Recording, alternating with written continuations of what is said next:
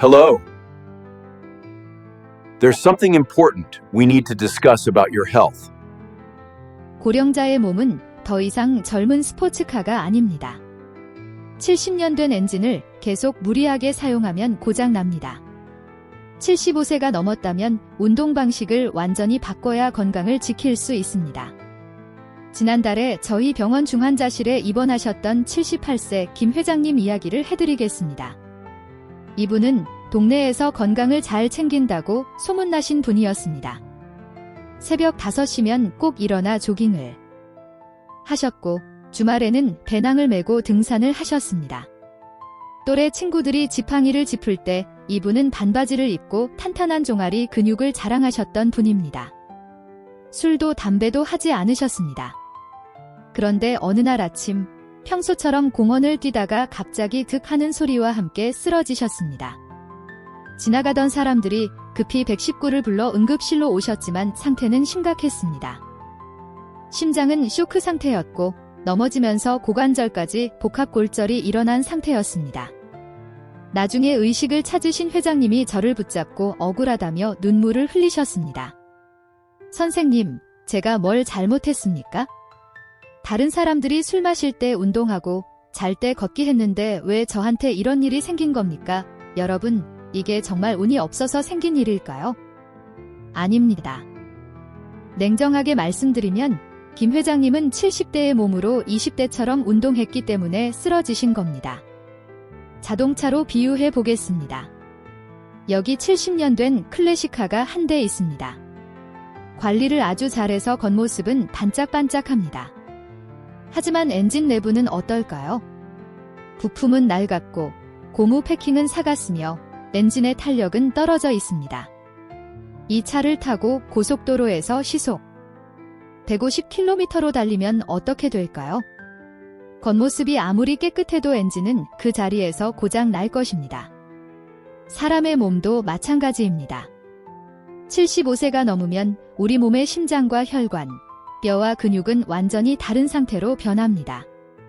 심장은 가죽 주머니처럼 딱딱해지고 혈관은 탄력을 잃습니다.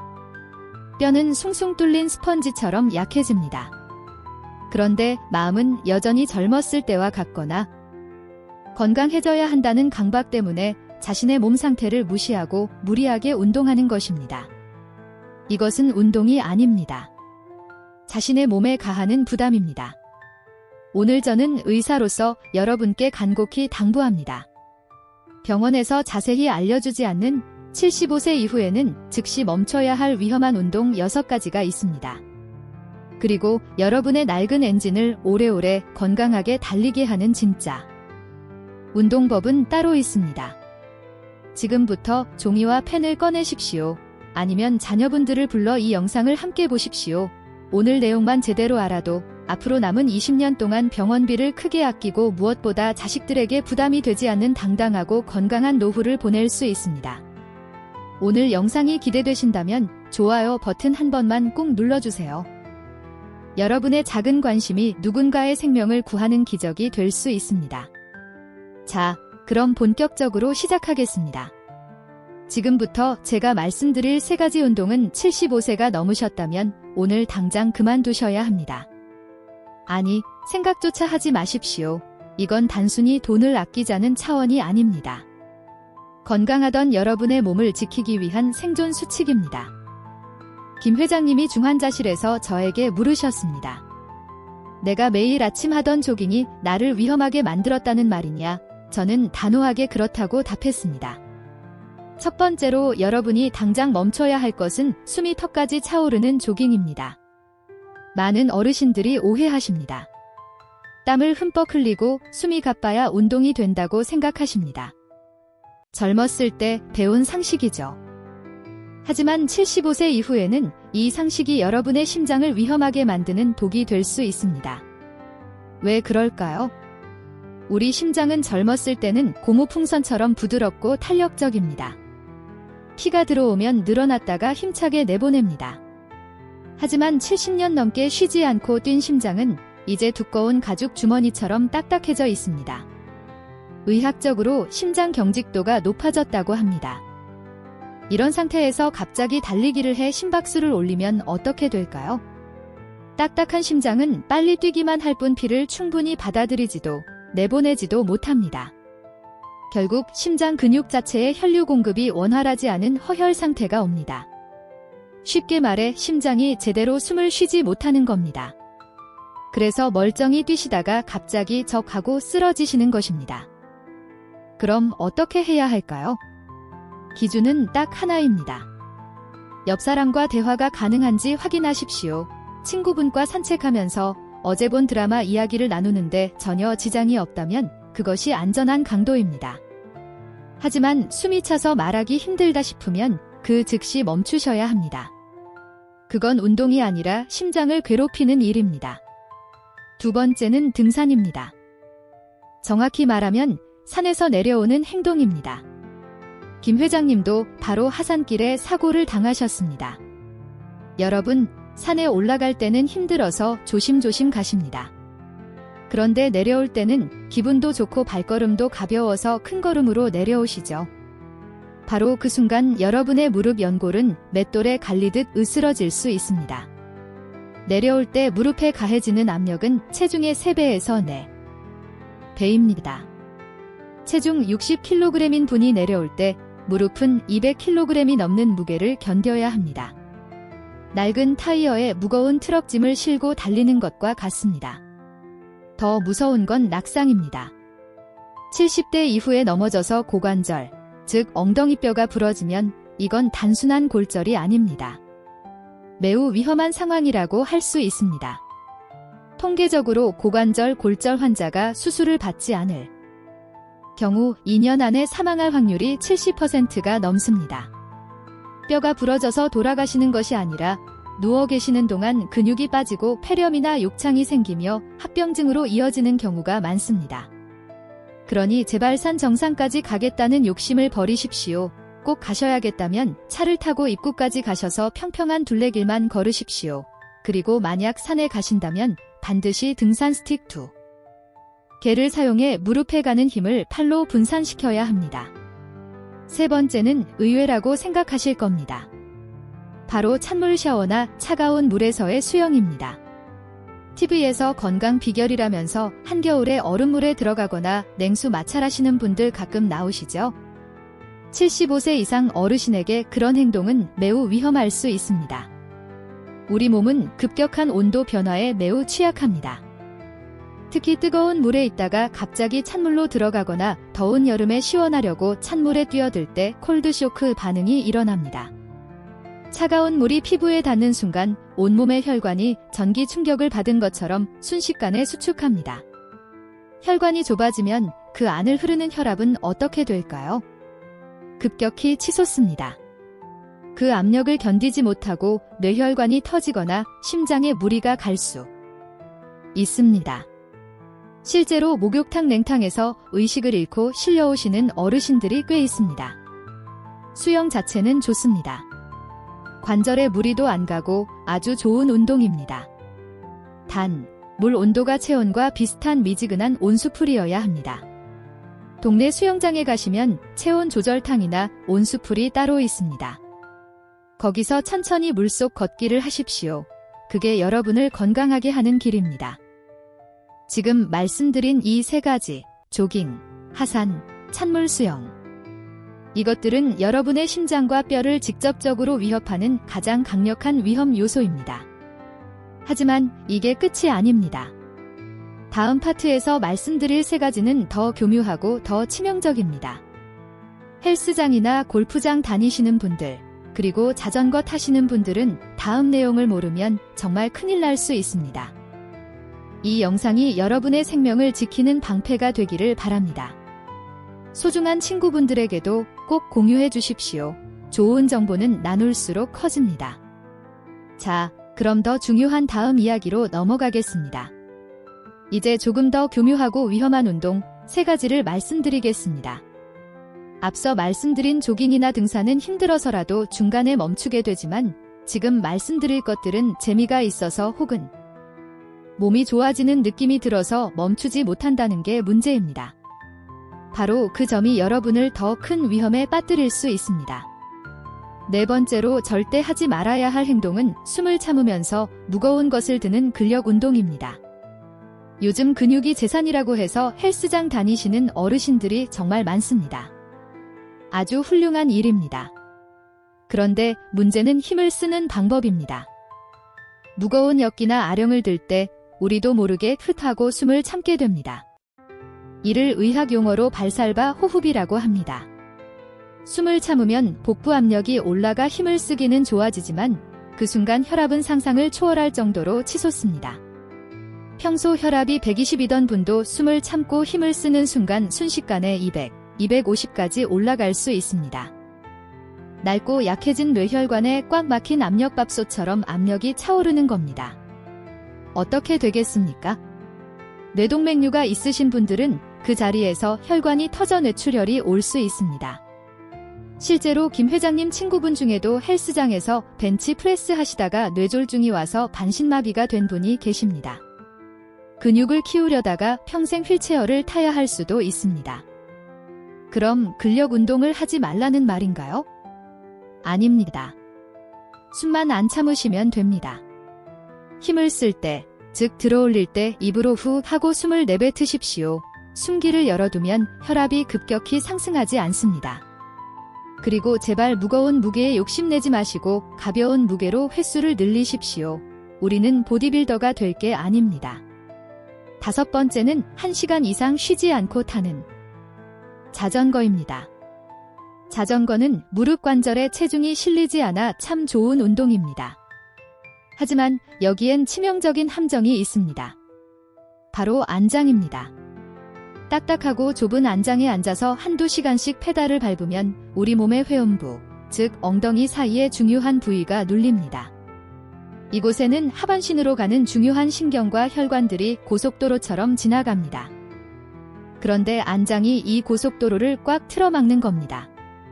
호스를 발로 밟으면 물이 안 나오듯이 다리로 가는 혈액순환이 막히고 신경이 눌립니다. 남성분들은 전립선에 문제가 생길 수 있고 여성분들은 요실금이나 골반 통증이 악화될 수 있습니다. 심하면 다리 감각이 없어지거나 저리는 증상이 오는데 이를 운동 효과라고 착각하고 계속 타십니다. 나중에는 신경이 영구적으로 손상되어 걷기조차 힘들어질 수 있습니다. 자전거 타실 때는 30분 타면 반드시 내려서 5분은 걸어 주셔야 합니다. 막힌 혈관을 뚫어주는 시간을 주셔야 합니다. 마지막 여섯 번째는 골프 스윙의 과도한 회전 동작입니다. 골프 치시는 어르신들, 비거리에 목숨 걸지 마십시오. 골프 스윙은 척추를 비틀어 짜는 운동입니다. 젊은 척추는 물을 머금은 수건이라서 비틀어도 잘 버티지만 70대 척추는 바짝 마른 나뭇가지와 같습니다. 골다공증으로 속이 빈 깡통 같은 상태입니다. 이걸 순간적으로 확 비틀면 척추뼈가 우지직하고 찌그러질 수 있습니다. 이를 척추 압박 골절이라고 합니다. 더 무서운 건 뼈가 부러져도 처음엔 그냥 허리가 좀 뻐근하다 하고 넘어간다는 겁니다. 파스 붙이고 또 골프 치러 나가십니다. 그러다 척추가 완전히 무너져 내리면 등이 굽고 키가 줄어듭니다. 척추가 무너지면 갈비뼈가 내려앉아 폐와 위장을 누릅니다. 숨쉬기도 힘들고 소화도 안 돼서 결국 영양실조와 폐렴으로 이어질 수 있습니다. 척추 골절 환자의 5년 내 사망률이 70%에 달하는 이유가 바로 이것입니다. 골프를 즐기시되 스윙 크기는 절반으로 줄이십시오. 허리를 돌리는 게 아니라 팔로만 가볍게 치셔야 합니다. 친구분들에게 나는 아직 강하다는 것을 보여주려다가 남은 인생을 침대 위에서 보내실 수도 있습니다. 자, 지금까지 말씀드린 6가지. 조깅, 하산, 냉수욕, 숨참기, 장시간 자전거, 풀스윙 골프. 이 운동들은 75세 이상 어르신들에게는 운동이 아니라 노동이자 부담입니다. 그럼 도대체 뭘 어떻게 해야 하냐고요? 숨만 쉬고 살란 말이냐고 화나시는 분들 계실 겁니다. 아닙니다. 김 회장님도 저한테 똑같이 화를 내셨으니까요. 하지만 퇴원하신 회장님은 지금 제가 짜드린 루틴대로 운동하시고 오히려 10년은 더 젊어 보이십니다. 병원비 한 푼 안 들고 집에서 공원에서 누구나 따라할 수 있는 75세 맞춤형 생존 운동 루틴. 그리고 여러분이 가장 궁금해하실 질문들까지 다음 파트에서 속 시원하게 해결해 드리겠습니다. 오늘 영상이 도움이 되고 계신다면 구독 버튼과 알림 설정 버튼을 꼭 눌러주세요. 여러분의 건강 주치의로서 더 알찬 정보로 보답하겠습니다. 자, 그럼 진짜 해결책을 만나러 가보겠습니다. 김 회장님도 처음에는 반신반의 하셨습니다. 선생님, 이걸로 운동이 되겠어. 너무 쉬운 거 아니야, 하셨죠. 하지만 딱 3개월 뒤 회장님은 지팡이를 던져버리고 저에게 엄지손가락을 치켜세우셨습니다. 여러분의 낡은 엔진을 슈퍼카처럼 관리하는 하루 4단계 생존 루틴, 지금 공개합니다. 첫 번째, 아침 7시 기상 단계입니다. 눈 뜨자마자 벌떡 일어나지 마십시오. 밤새 쉬고 있던 심장에 갑자기 시동을 걸면 무리가 갑니다. 기립성 저혈압으로 낙상하기 딱 좋습니다.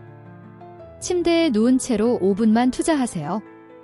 발목을 까딱까딱 움직이고 기지개를 켜고 무릎을 세워 좌우로 흔들어주세요. 엔진을 예열하는 겁니다. 이 5분이 하루의 컨디션을 좌우합니다. 두 번째, 오전 10시 안전 운동 단계입니다.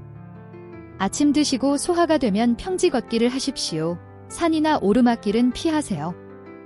아스팔트보다는 흙길이나 탄성 매트가 깔린 공원이 좋습니다. 이때 가장 중요한 건 아까 말씀드린 대화 테스트입니다.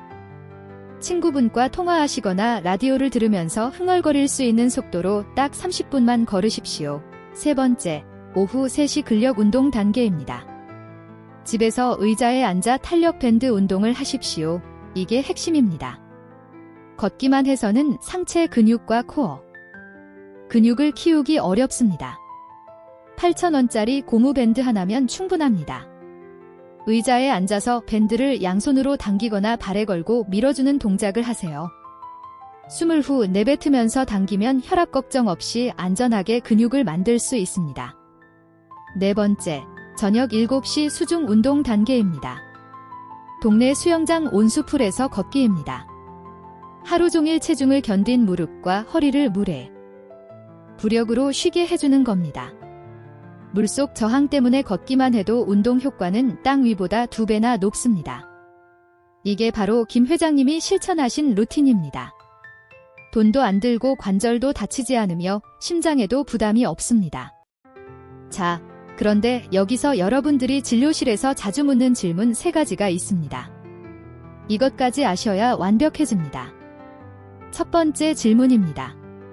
선생님, 걷다가 다리가 터질 듯이 아픈데 이것도 운동 효과인가요? 정말 중요한 질문입니다.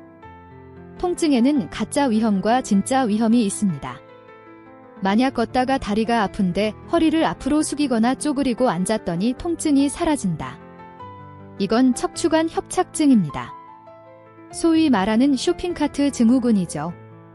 이건 불편할 뿐이지 당장 생명이 위험한 건 아닙니다. 하지만 걷다가 다리가 아파서 멈췄는데 서 있어도 계속 아프거나 다리가 차갑게 느껴진다. 이건 진짜 위험입니다.